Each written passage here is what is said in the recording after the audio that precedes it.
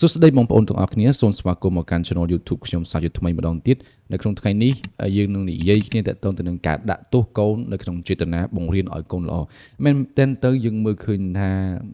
ការអប់រំកូនអាណាព្យាបាលមួយចំនួនគឺគាត់តែងតែព្យាយាមប្រឹងប្រែងអប់រំទាំងត្រជាក់ទាំងក្តៅអស់ហើយក៏ប៉ុន្តែពេលខ្លះនៅតែមិនបានផលហើយទទួលបាននៃការខឹងស្អប់ពីកូនត្រឡប់មកវិញទៅទៀតអញ្ចឹងមែនទែនទៅខ្ញុំចង់ឲ្យបងប្អូនកូនដឹងថាឪពុកម្ដាយនៅពេលដែលចិញ្ចឹមបីបាច់ថែរក្សាកូនតែងតែខិតខំនិយាយទូមានព្រានប្រដៅកូនគឺចង់ឲ្យកូនខ្លាចជាមនុស្សល្អដើរទៅតាមគន្លងធម៌ឪពុកម្ដាយមិនចង់ឲ្យកូនខ្លាចជាមនុស្សប្រហើនកោងកាចសាហាវយំក្នុងមិនស្ដាប់បង្គាប់មិនស្គាល់ចាស់មិនស្គាល់ទុំគ្មានសិលធម៌នោះទេម្យ៉ាងទៀតនៅពេលខ្លះដោយសារតែឪពុកម្ដាយអប់រំកូនឲ្យពាក្យសម្ដីមិនស្ដាប់អញ្ចឹងទៅគាត់ក៏បង្ខំចិត្តប្រើប្រាស់វិធីសាស្ត្រផ្សេងមានការដាក់ទណ្ឌកម្មការធ្វើទណ្ឌកម្មដល់រាងកាយដោយប្រើដៃរំពាត់វាយនៅក្នុងគោលបំណងរបស់គាត់គឺចង់ឲ្យកូនខ្លាចទៅជាមនុស្សល្អមានការកែប្រែទម្លាប់អាក្រក់តែប៉ុណ្ណោះអញ្ចឹងខ្ញុំក៏មានរឿងមួយនៅក្នុងជាការឧទាហរណ៍ជូនបងប្អូនទាំងអស់គ្នាដែលមានចំណងជើងថារឿងឪពុកវាយកូនអញ្ចឹងកាលពីដើមឡើយមានកុមារីម្នាក់ឈ្មោះថាសុម៉ាលីដែលគាត់មានចរិតខូចមែនទែនទោះបីជាឪពុកម្ដាយរបស់គាត់ប្រឹងបដៅយ៉ាងណាក៏គាត់មិនដើរតាមមិនគោរពទៅតាមដែរថ្ងៃមួយសុម៉ាលីបានលួចលុយរបស់គេហើយឪពុកម្ដាយបានវាយតែបន្តិចសោះសុម៉ាលីធ្វើដូចជាឈឺខ្លាំងណាស់អញ្ចឹងស្រែកយំននាលដីមិនឈប់ដោយសារតែឪពុកដឹងអំពីល្បិចកំហុសបែបនេះឪពុកក៏ជ្រុលដៃវាយលើខ្នងយ៉ាងខ្លាំងធ្វើឲ្យសូ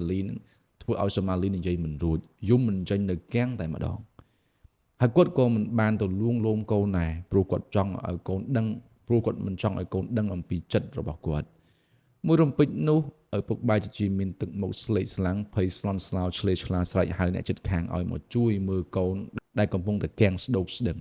តាមពិតចិត្តរបស់គាត់គឺពោពេញទៅដោយសេចក្តីអាណិតអាសូរចំពោះកូនយ៉ាងខ្លាំងខ្លោចផ្សាពុនពេកឥតឧបមាគាត់មិនមែនជាឪពុកមានចិត្តព្រៃផ្សៃខូខើយងក្នុងចំពោះកូនជាទីស្រឡាញ់របស់គាត់នោះទេប៉ុន្តែដោយសារតែទឹកចិត្តរបស់គាត់ចង់ឲ្យកូនក្លាយជាមនុស្សល្អកែប្រែចរិតខិលខូចស្ដាប់បង្គាប់ការទូមានការព្រានប្រដៅទើបគាត់ហ៊ានសម្រេចចិត្តវាយកូនយ៉ាងនេះផ្ទុយទៅវិញគាត់មានការសោកស្ដាយខ្លាំងចំពោះកំហុសនិងខឹងខ្លួនឯងយ៉ាងខ្លាំងដែលបានប្រើកំហឹងធ្ងន់ធ្ងរដាក់កូនហើយខឹងចំពោះកូនប៉ុណ្ណាការឈឺផ្សាការអាណិតអាសូរចំពោះកូនលើសពីការខឹងនោះទៅទៀតអញ្ចឹងតម្លៃនៃការអប់រំនៅក្នុងរឿងមួយនេះ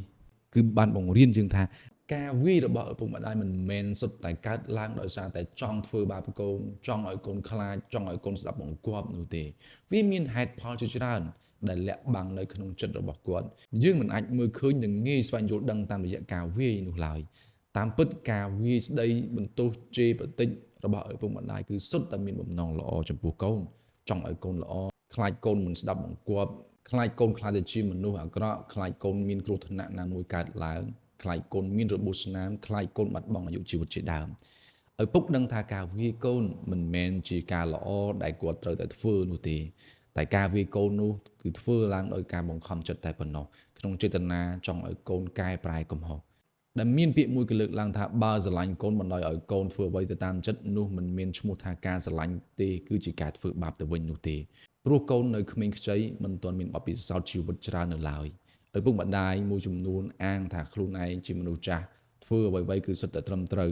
ម្ល៉េះហើយគាត់ចូលចិត្តប្រើកំហឹងដាក់កូនរបស់ខ្លួនណាស់ហើយការប្រើកំហឹងដាក់កូនយ៉ាងនេះមិនមែនជាការទូន្មានដ៏ប្រសើរនោះឡើយការទូន្មានដ៏ប្រសើរគឺការបង្រៀនព្រានប្រដៅប្រើហេតុផលពន្យល់យ៉ាងណាឲ្យកូនយល់ពីទំនួលខុសត្រូវពីកំហុសឆ្គងដែលកូនបានប្រព្រឹត្តខុសមិនមែនប្រើប្រាស់ការស្ដីបន្ទោសការជេរវាយទាំងកំហឹងនោះឡើយ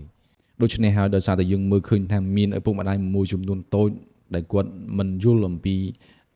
រឿងទាំងអស់ហ្នឹងឬក៏វិធីសាស្ត្រនៅក្នុងការអប់រំកូនគាត់អាងអីបន្តិចការវាយដំការជេរការប្រមាថការធ្វើទរណកម្មទៅលើកូនទាំងអស់ហ្នឹងវាមិនមែនសុទ្ធតែជាហេតុផលដែលយើងត្រូវធ្វើជាមួយគាត់នោះទេអ្វីដែលយើងគួរធ្វើជាមួយគាត់គឺត្រូវឲ្យគាត់យល់អំពីហេតុហើយនឹងផលថាតើធ្វើរឿងហ្នឹងវាយ៉ាងម៉េចធ្វើអាមួយហ្នឹងទៅតើវាមានផលប៉ះពាល់អ្វីខ្លះ